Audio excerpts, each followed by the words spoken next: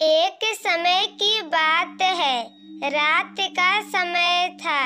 रात बहुत ही काली अंधेरी थी। पूरे गांव में सन्नाटा ही सन्नाटा था। सभी लोग अपने अपने घरों में सो रहे थे कि तभी किसी की आने की आवाजें सुनाई देती है और तभी भोला के घरों का दरवाजा बजता है कि तभी वह अपने घर का दरवाजा खोलता है और बाहर की तरफ देखता है। अरे यहाँ पर तो कोई भी नहीं है। कौन मुझे इतनी रात को परेशान कर रहा है?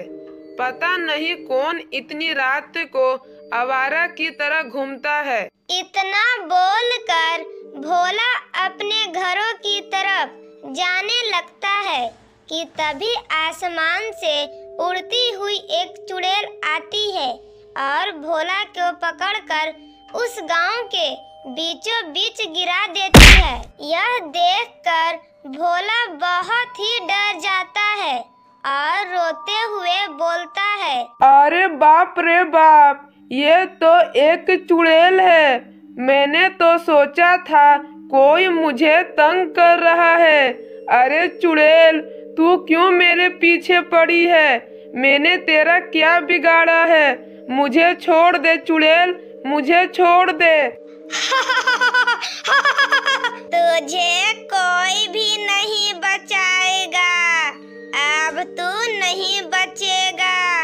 आज तुझे मरना है। इतना कहकर चुड़ैल उसकी गर्दन काट देती है और अपनी शक्ति से उसके शरीर को खा जाती है और वहां से गायब हो जाती है। अगली सुबह होने पर जब गांव वालों को भोला की लाश मिलती है तो अरे बाप रे बाप, भोला को इतनी बेदर्दी से किसने मारा है? देखो तो, इसकी तो आधा शरीर भी नहीं है। बेचारा कितना भला इंसान था। आखिर इसने किसी का क्या बिगाड़ा था? फिर इतना कहकर गांव वाले अपने अपने घर चले जाते हैं। फिर रात होने पर सभी लोग अपने अपने घरों पर सो गए थे। फिर जैसे ही रात के 12 बजते हैं, वह चुड़ैल फिर से उस गांव में आती है और रामू के घर के सामने आ जाती है और मीठे मीठे आवाजे में बोलती है, कोई है? कोई है घर पर? कोई है? मुझे आपकी मदद चाहिए। कृपा करके दरवाजा खोलिए। कोई है घर पर? कोई है? चुड़ैल की मीठी मीठी आवाजें सुनकर रामू की नींद खुल जाती है। अरे लगता है बाहर कोई मुसीबत में है। कितना मीठा मीठा आवाजें हैं। मुझे उसकी मदद करनी चाहिए। इतना कहकर रामू अपने घर का दरवाजा खोल देता है, जहां वह देखता है कि उसके घर के सामने एक बहुत ही सुंदर लड़की खड़ी थी। जैसे ही वह बोलने वाला था कि तभी वह सुंदर लड़की एक डरावनी चुड़ैल में बदल जाती है। अरे ये तो चुड़ैल है। भाग यहाँ से, भाग यहाँ से, भाग यहाँ से। बाप रे बाप, ये कोई सुंदर परी नहीं है, ये तो चुड़ैल है। भगवान बचा लो मुझे, बचा लो मुझे। अरे मैं यहाँ किसी को छोड़ने नहीं आती हूँ। तू भी नहीं बचेगा। फिर चुड़ैल रामू को मार देती है। इस तरह उस गांव में प्रतिदिन किसी न किसी की लाश सामने आने लगती है। इस वजह से गांव वाले काफी परेशान थे।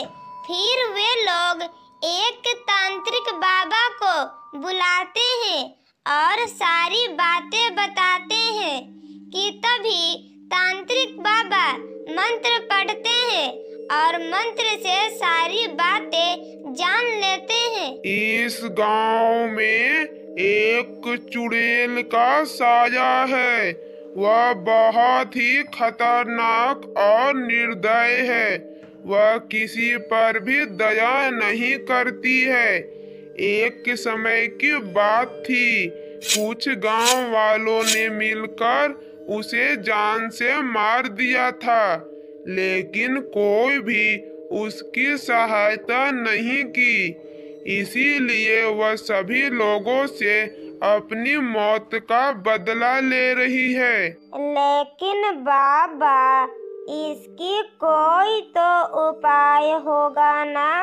आप कुछ तो कीजिए और उस चुड़ैल से हमें बचाइए। फिर तांत्रिक मंत्र पढ़ने लगता है कि तभी वह चुड़ैल सामने आ जाती है। अरे तांत्रिक, तू मेरे मामले में मत आ। तू इन गांव वालों को मारना छोड़ दे और ये मौत का खेल बंद कर दे।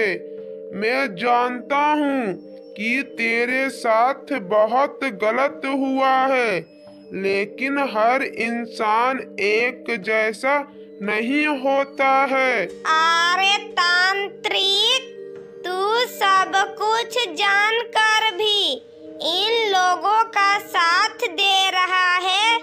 अब तुझे भी नहीं छोड़ूंगी। चुड़ैल तांत्रिक का बात नहीं मानती है और तांत्रिक के साथ ही साथ उन गांव वालों को भी मारने लगती है और अपने मुंह से आग फेंकने लगती है कि तभी तांत्रिक मंत्र पढ़ते हुए अपने सामने एक सुरक्षा कवच लगा देता है, जिससे चुड़ैल की शक्तियाँ गांव वालों के पास नहीं पहुंचती है। कि तभी तांत्रिक मंत्र पढ़ता है और चुड़ैल जलने लगती है। अरे तांत्रिक, तूने मेरे साथ बहुत गलत किया है।